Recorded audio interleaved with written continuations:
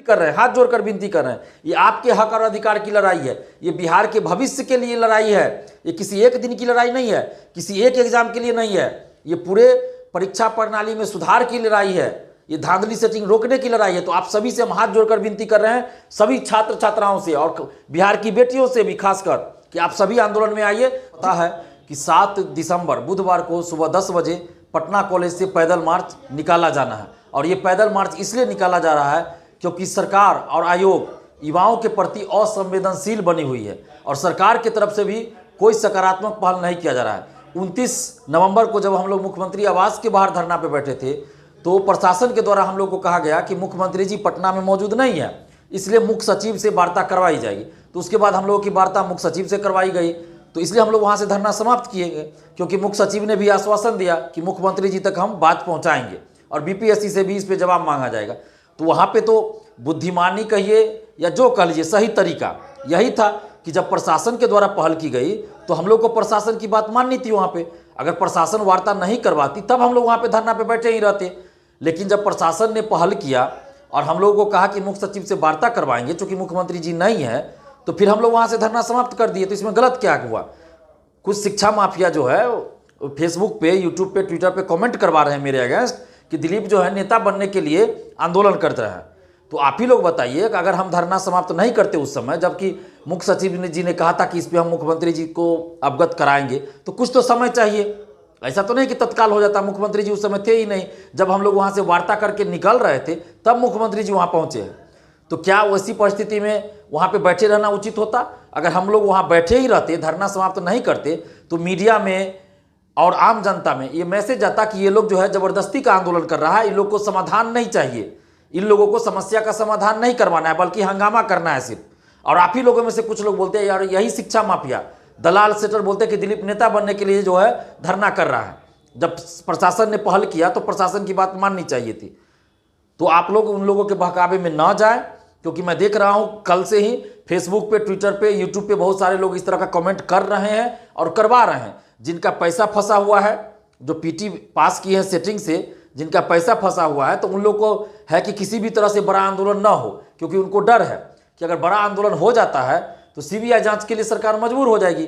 और जब सीबीआई जांच होगी तो सारे शिक्षा माफिया, दलाल सेटर जितना भी है सभी लोग पकड़े जाएंगे, इनका धंधा बंद हो जाएगा। 8 मई को पेपर लीक हुआ, अरबों रुपया का कारोबार हुआ उसमें, और हमने उस चीज़ को उजागर कर दिया। तो ये लोग तो चाहेंगे ही ना कि दिलीप कुमार जो कर रहा है आंदोलन या फिर छात्र आंदोलन हो रहा है वो सफल ना हो। सीबीआई जांच की मांग को लेकर जब आंदोलन हो रहा है तो सफल ना हो। आप देखिए ना, पहले जब हम सिर्फ कट ऑफ कम करके रिजल्ट देने की बात कर रहे थे तो उसमें भी कुछ लोग बोल रहे थे कि सीबीआई जांच की बात होनी चाहिए, सिर्फ सीबीआई जांच होनी चाहिए।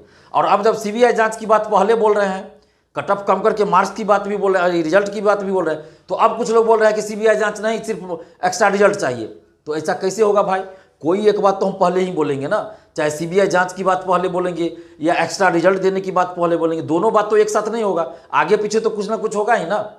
तो ये लोग बस तिल का तार जो बनाने वाली बात नहीं होती है वही किया जा रहा है, और जानबूझकर ऐसा कमेंट किया जा रहा है ताकि दिलीप कुमार को हतोत्साहित कर दो और आंदोलन में भीड़ न उमड़े, छात्रों को गुमराह कर दो। इनका मकसद है, जो शिक्षा माफिया है, दलाल है, सेटर है, तो उन लोग का मकसद है कि आंदोलन बड़ा न हो, क्योंकि इनको डर है कि बड़ा आंदोलन होगा तो सरकार मजबूर हो जाएगी, सीबीआई जांच हो जाएगी।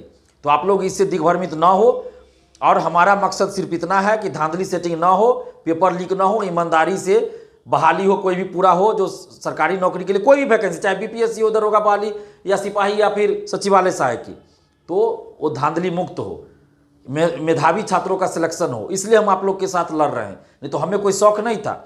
अगर कोई बोलता हो कि नेता बनने के लिए दिलीप कुमार आंदोलन कर रहा है, तो मैं बता दूं कि नेता बनने के लिए अब हमको आंदोलन करने की जरूरत नहीं है, क्योंकि आप सभी देख रहे हैं कि हर जगह छात्र नेता दिलीप कुमार आ रहा है, चाहे वो इलेक्ट्रॉनिक मीडिया हो, प्रिंट मीडिया हो, यूट्यूब हो, कुछ भी हो।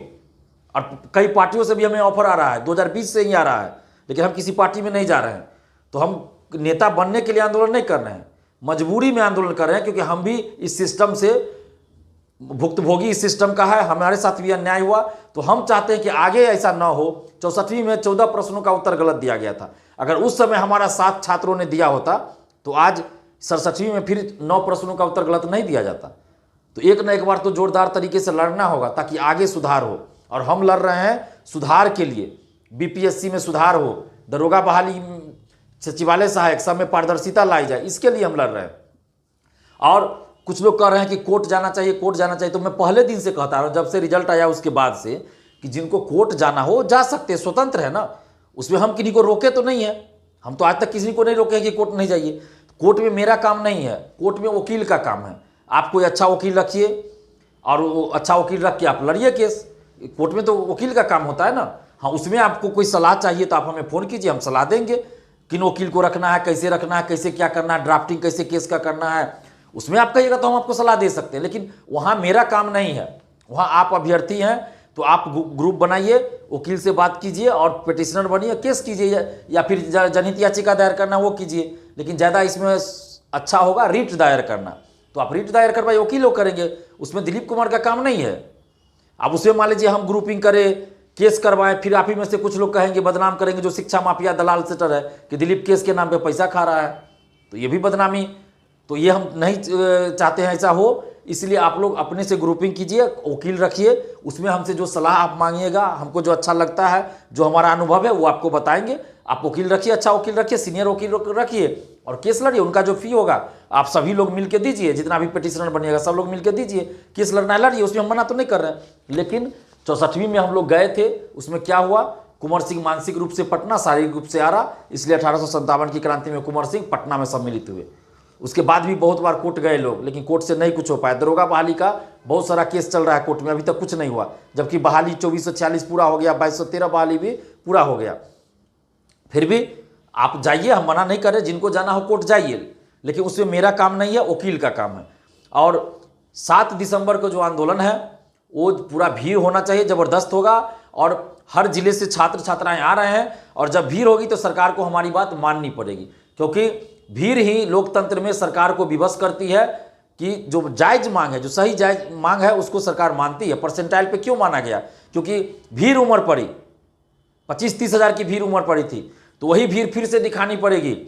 और कुछ लोग हैं जो आंदोलन को कमजोर करना चाहते हैं, षड्यंत्र कर रहे हैं, जो कहते हैं तथाकथित कि वो छात्र भी नहीं है, वो अभ्यर्थी भी नहीं है, लेकिन वो अभ्यर्थी बनकर फेसबुक पे, ट्विटर पे, यूट्यूब पे कमेंट कर रहे हैं ताकि आंदोलन कमजोर हो जाए। तरह तरह की बातें कर रहे हैं, दिग्भ्रमित कर रहे हैं, अफवाह फैला रहे हैं। तो उन सब की बातों पे ध्यान न दे।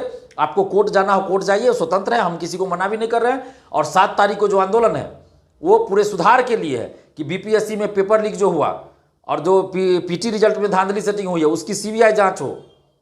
अमरिंदर कुमार सहित जितने भी अधिकारी या कर्मचारी 3 साल से ज़्यादा समय से बीपीएससी ऑफिस में है, सबको बाहर किया जाए और ई ऑप्शन को हटाया जाए। और 6वीं पीटी परीक्षा एक ही शिफ्ट में हो, परसेंटाइल लागू नहीं किया जाए। और पीटी का रिजल्ट अपीयरेंस का 10% दिया जाए, या 30 या सीट का 30 से 40 गुना दिया जाए। ये हमारी मांग है। 67वीं मेंस का डेट बढ़ाया जाए। तो ये सब हमारी मांग है। इसके अलावा सचिवालय सहायक, दरोगा बहाली सब में पारदर्शिता लाई जाए। इसके लिए ओएमआर सीट की कार्बन कॉपी, क्वेश्चन बुकलेट दिया जाए परीक्षार्थियों को, आंसर की जारी हो। जब रिजल्ट प्रकाशित होता है तो कटअप के साथ साथ सभी का मार्क्स बताया जाए। और इसके अलावा सेंटर पे जैमर लगा हुआ हो, वीडियोग्राफी हो, बायोमेट्रिक अटेंडेंस लिया जाए, और ओएमआर सीट जहां रखी जाए, हॉल में या फिर रूम में जहां भी रखी जाए, स्मार्ट लॉक लगाया जाए और उसकी सीसीटीवी कैमरे से 24 घंटे निगरानी की जाए। क्वेश्चन पे क्यूआर कोड लगाओ। ये सब हमारी मांग है पारदर्शिता के लिए। तो सचिवालय सहायक के लिए भी पारदर्शिता की बात हम लोग कर रहे हैं, और दरोगा बहाली में भी पारदर्शिता होनी चाहिए। इन सभी मांगों को लेकर उम्र सीमा, बीपीएससी में उम्र सीमा बढ़ाने की भी बहुत सारे लोग मांग कर रहे हैं। 29 तारीख के आंदोलन में भी बहुत से अभ्यर्थी आए थे जो उम्र सीमा बढ़ाने की मांग करते। हमने आमिर सुबहानी जी के सामने भी ये बात को रखा था। तो ये सब सारा डिमांड रहेगा। आप सभी से अपील कर रहे हैं, हाथ जोड़कर विनती कर रहे हैं, ये आपके हक और अधिकार की लड़ाई है। ये बिहार के भविष्य के लिए लड़ाई है। ये किसी एक दिन की लड़ाई नहीं है, किसी एक एग्जाम के लिए नहीं है। ये पूरे परीक्षा प्रणाली में सुधार की लड़ाई है, ये धांधली सेटिंग रोकने की लड़ाई है। तो आप सभी से हम हाथ जोड़कर विनती कर रहे हैं, सभी छात्र छात्राओं से और बिहार की बेटियों से भी खासकर, कि आप सभी आंदोलन में आइए। जिस तरह परसेंटाइल सिस्टम में आप लोग आए थे, उसी तरह पटना कॉलेज आप लोग 10 बजे पहुंच जाइए, और हम लोग शांतिपूर्वक पैदल मार्च निकालेंगे। सरकार तक मैसेज जाएगा, सरकार को बात माननी पड़ेगी। और 10 से 10:30 के बीच में आप लोग पटना कॉलेज जरूर आ जाइए। 10 से 10:30 के बीच में आप लोग पटना कॉलेज आ जाइए। 7 दिसंबर सुबह 10 बजे। और जितने भी कोचिंग संचालक है, शिक्षकगण हैं, सभी से हाथ जोड़कर विनती है कि आप अपना अपना कोचिंग 7 दिसंबर को दिन भर के लिए बंद कर दीजिए, क्योंकि आपका पढ़ाया हुआ चीज़ को भी वहाँ गलत कर दिया जा रहा है, आंसर गलत कर दिया जा रहा है। हम लोग की मांग ये भी है कि 9 क्वेश्चन का जो आंसर गलत दिया गया उसको सुधार करके एक्स्ट्रा रिजल्ट दिया जाए। ये सारी मांगे हैं।